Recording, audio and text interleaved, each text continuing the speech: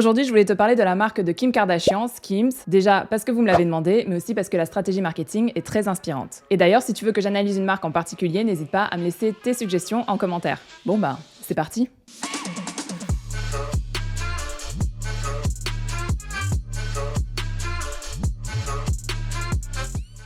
Skims a été créé en 2019 par une femme d'affaires anglaise, Emma Grede, et bien évidemment par Kim Kardashian, qu'on ne présente plus. Petit aparté, mais Emma Grede, c'est aussi la cofondatrice de Good Americans, la marque de Khloé Kardashian. Pour rappel, Skims est spécialisée dans la vente de shapewear. Alors qu'est-ce qu'un shapewear? Il n'y a pas vraiment un seul mot en français qui pourrait traduire ça, mais en gros, ce sont des sous-vêtements que tu mets du coup en dessous de tes vêtements, logique. Et en fait, ils servent à sculpter ton corps ou à mettre en avant ta silhouette. Ou, comme dirait Kim, nous ne voulons pas aplatir quoi que ce soit, nous voulons que le corps de chacun ressemble à ce qu'il est et ne se sente pas limité. Alors le shapewear, c'est vraiment le produit phare de Skims, mais ensuite la marque s'est diversifiée et maintenant elle vend du loungewear. Guys, we are launching our waffle loungewear collection. We're calling it the waffle collection because it's the pattern. Alors pareil, il n'y a pas vraiment un seul mot pour traduire ça en français, mais en gros, on va dire que c'est des vêtements confortables que tu portes à la maison. En 2021, Skims a généré un revenu de 275 millions de dollars et la marque est évaluée à 3 milliards de dollars. Alors, on pourrait se dire que quand on s'appelle Kim Kardashian et qu'on veut lancer une marque, et forcément, avec la célébrité, les connexions et tout ça, c'est super facile. Non, pas forcément, ça garantit pas le succès de la marque. Parce que c'est quand même difficile de créer une marque forte, impactante et surtout qui dure dans le temps. I have the best advice for women in business. Get your fucking ass up and work. Bon, Skims est encore une marque assez jeune, mais ça fonctionne très bien pour le moment. Et du coup, à moins qu'il y ait une grosse boulette dans le futur, je pense que ça devrait quand même encore durer plusieurs années. Bon, du coup, si c'est pas juste dû à Kim Kardashian, qu'est-ce qui fait aussi le succès de Skims? Alors on va commencer par parler des valeurs de la marque. Ce qu'il faut savoir, c'est que le shapewear, c'est pas Kim Kardashian qui l'a inventé. Ça existe depuis très longtemps. Mais ce qui fait la différence, ce sont les valeurs de Skims.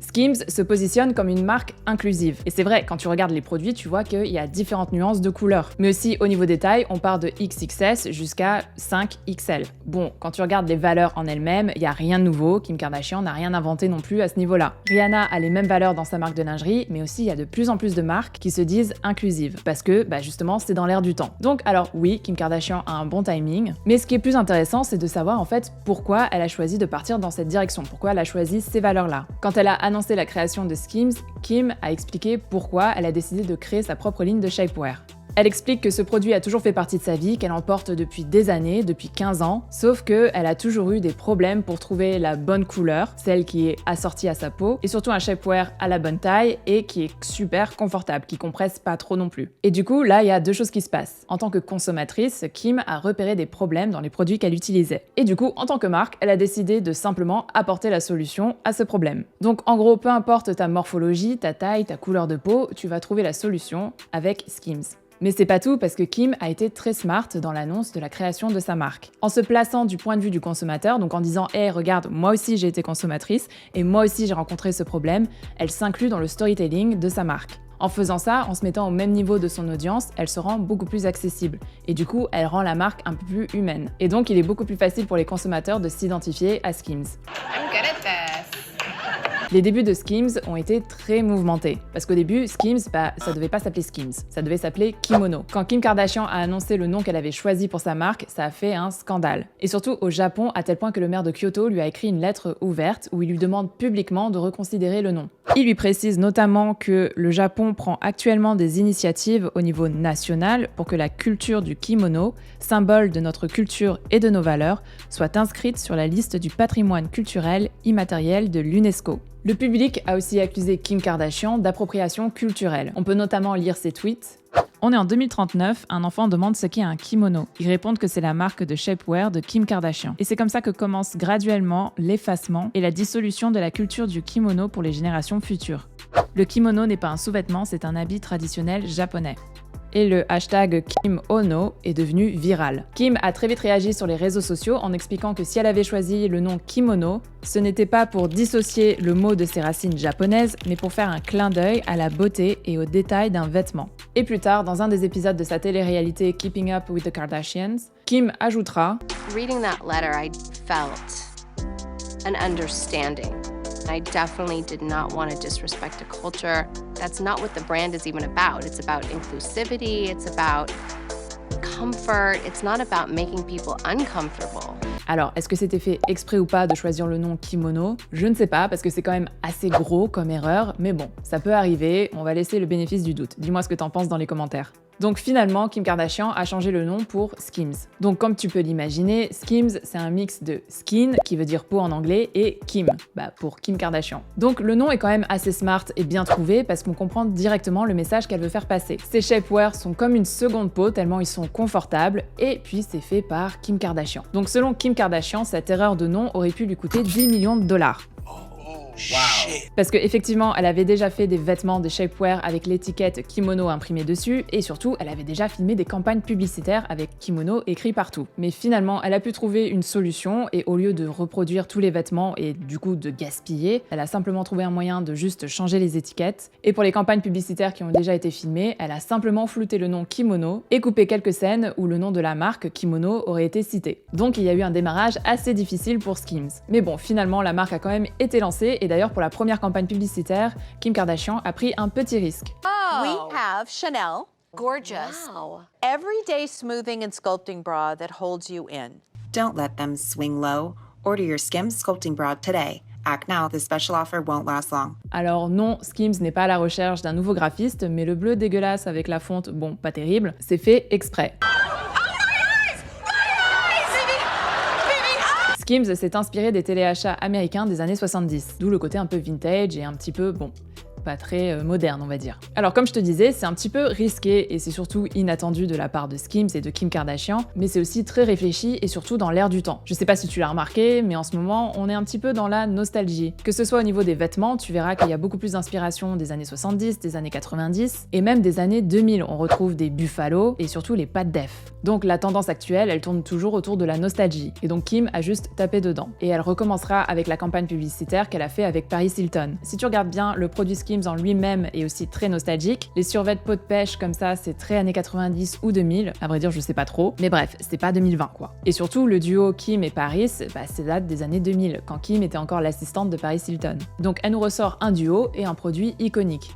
Sans oublier le petit détail des téléphones à clapper, bref. Donc tout ça est très réfléchi et bien évidemment Skims tape dans la trend de la nostalgie. Bon, du coup, en parlant de produits, on va les regarder d'un peu de plus près. Comme je te disais, les shapewear, ça existait déjà depuis très longtemps. Sauf que Kim, elle les a réinventés, elle les a modernisés. Du coup, elle a transformé les shapewear qui étaient plutôt des objets de commodité, on va dire, en accessoires de mode. Elle les a rendus plus simples, plus élégants, mais aussi plus premium. Comme tu peux le voir, au niveau des tarifs, on est un petit peu au-dessus de la moyenne quand même. Et c'est pareil avec sa collection de loungewear. L'idée, c'est que ce soit confortable, assez confortable pour que tu puisses le porter à la maison. Mais en même temps assez simple, élégant et minimaliste pour que tu te sentes belle à la maison. Tu peux aussi finalement les porter en extérieur. Parce que quand tu regardes les produits, par exemple cette robe, ou cet ensemble, le corset, le pantalon, ou encore ce t-shirt, ou même ce body, tu dis que finalement si tu mets un jean, ou que tu ajoutes des accessoires à cette robe, finalement tu peux la porter dehors sans problème. Whoever said loungewear was only for the house hasn't tried Skims.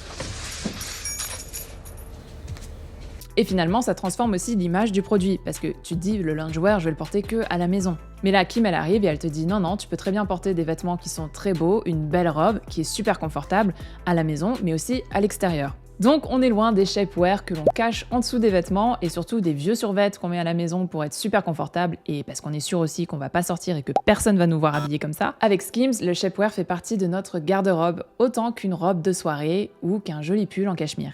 Maintenant, je vais te parler d'une autre stratégie qui peut être utile si tu vends des services ou des produits en ligne. Skims joue sur l'effet de rareté. Si tu vas sur la boutique en ligne de Skims, tu verras qu'il y a plein d'articles qui sont en rupture de stock. Skims réapprovisionne chaque semaine ses stocks, mais en quantité limitée. Du coup, s'il y a des produits qui fonctionnent très bien, t'auras l'impression qu'ils sont toujours en rupture de stock. Du coup, la marque a mis en place un système de liste d'attente où en gros, tu t'inscris et tu recevras une alerte quand le produit sera à nouveau disponible. Bon, du coup, il y a certains clients qui sont quand même assez frustrés parce que visiblement, certains produits sont difficiles à acheter. Alors du coup, est-ce que finalement c'est une mauvaise chose ?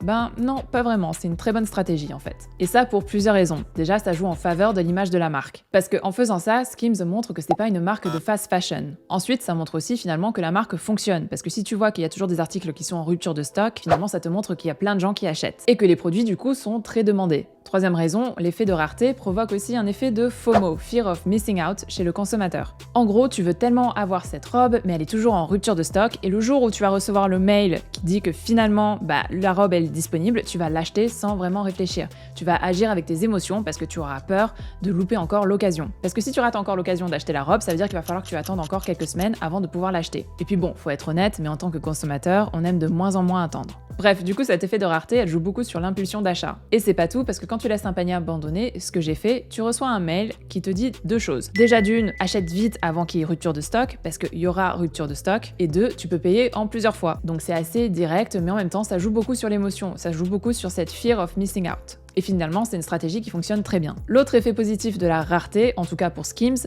c'est que du coup, comme la plupart de tes articles sont en rupture de stock, quand tu vas restocker, il y aura cet effet du coup de FOMO, donc les gens vont beaucoup plus acheter, vont beaucoup plus se laisser tenter, et du coup finalement tu rentres dans ce cercle, alors pas vicieux, mais plutôt finalement tu restockes, ça se vend. Tu restockes, ça se vend. Et donc, tu n'as pas besoin finalement de faire de rabais ou de promotion. Et donc, tu vends toujours tes produits à plein prix. Ensuite, quand tu ajoutes tes produits dans le panier, tu verras que Skims te propose toujours d'autres produits pour compléter ton look. Mais il te les propose pas en bas du produit, comme on le voit souvent dans d'autres boutiques en ligne, mais vraiment à côté. T'as juste à cliquer sur ta taille et ajouter. Et du coup, tu te laisses beaucoup plus tenter aussi.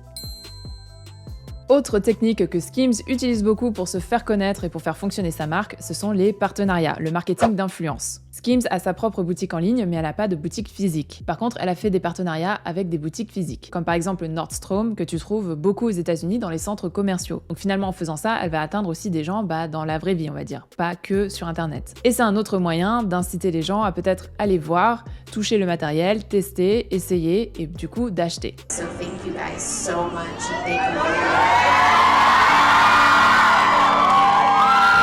En 2020, Skims a aussi fait une collaboration avec l'équipe olympique et paralympique américaine. Ce partenariat, c'est un bon moyen de renforcer les valeurs de Skims, donc l'inclusivité, et aussi un autre moyen, finalement, de gagner en visibilité. C'est aussi une autre manière de renforcer l'idée que les vêtements sont confortables, parce que c'est une équipe sportive qui les porte, et forcément pour s'entraîner, donc pour faire du sport. Et bien évidemment, c'est aussi un autre moyen de gagner en visibilité, parce qu'elle s'associe avec l'équipe olympique, mais surtout à un événement, les Jeux olympiques d'été. En 2021, Skims nous propose une collaboration assez étonnante avec Fendi. En général, les marques de luxe ne s'associent pas avec tout le monde, ils font très attention à leur image. Et donc c'était assez surprenant que Fendi demande à Skims, et oui, c'est Fendi qui aurait demandé à Skims de faire une collaboration avec elle. En effet, comme l'a expliqué Kim Jones, le directeur artistique de Fendi, un jour il était au bureau avec ses collègues, normal, et d'un coup, c'était le silence. Mais d'habitude, c'est pas aussi silencieux. Du coup, il lève la tête, il regarde ce qui se passe, et là, il voit que toutes ses collègues, elles sont sur leur téléphone, en train de guetter la sortie de la nouvelle collection de Skims. Et c'est vraiment en voyant cette scène que Kim Jones s'est dit tiens, on va faire une collaboration avec Skims. Et d'ailleurs, ça renvoie à l'effet de rareté, parce que les collègues qui étaient sur leur téléphone en train de guetter la nouvelle collection de Skims, elles étaient aux aguets et prêtes à acheter sur le moment parce qu'elles voulaient pas être sur la liste d'attente. Et petit aparté, mais dans la collection spéciale Skims et Fendi, tu pouvais trouver des leggings à plus de 1000 $. I'm sorry, what? Skims a aussi fait des collaborations du coup avec des célébrités. Bon, c'est facile, quand on s'appelle Kim Kardashian, effectivement, on doit avoir un carnet d'adresses bien rempli. Donc elle a fait des partenariats avec ses sœurs. Pour TikTok, elle a fait un partenariat bien évidemment avec Addison Rae, qui est la reine de TikTok. Elle a aussi fait une campagne très sexy avec Megan Fox et sa sœur Courtney. Et plus récemment, elle a fait appel à la famille de Snoop Dogg pour promouvoir des vêtements de Noël unisexes.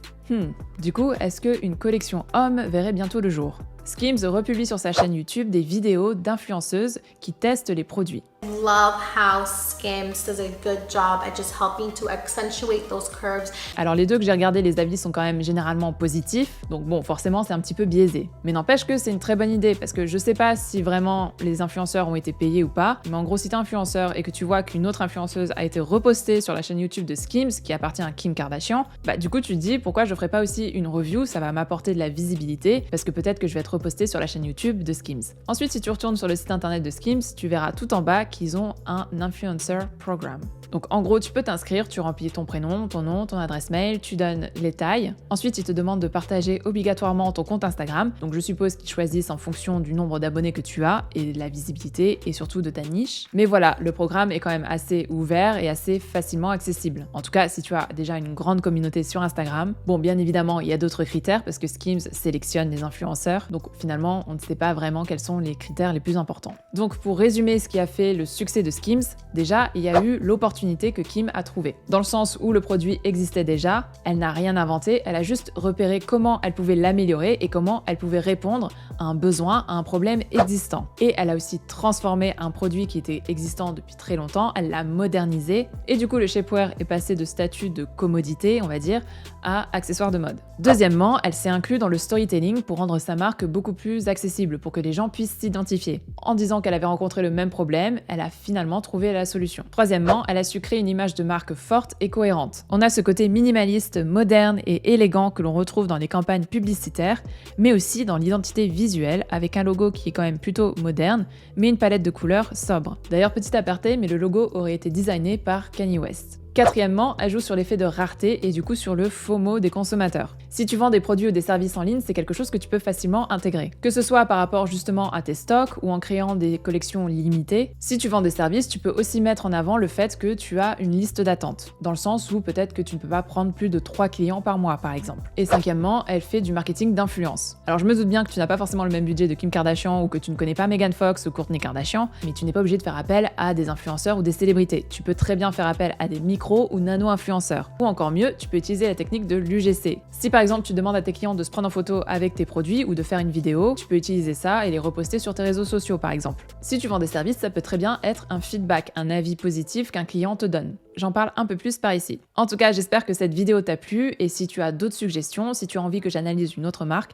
n'hésite pas à me le dire en commentaire. Si tu as adoré le contenu, n'hésite pas non plus à t'abonner, ça fait toujours plaisir. En attendant, je te dis prends soin de toi et à bientôt.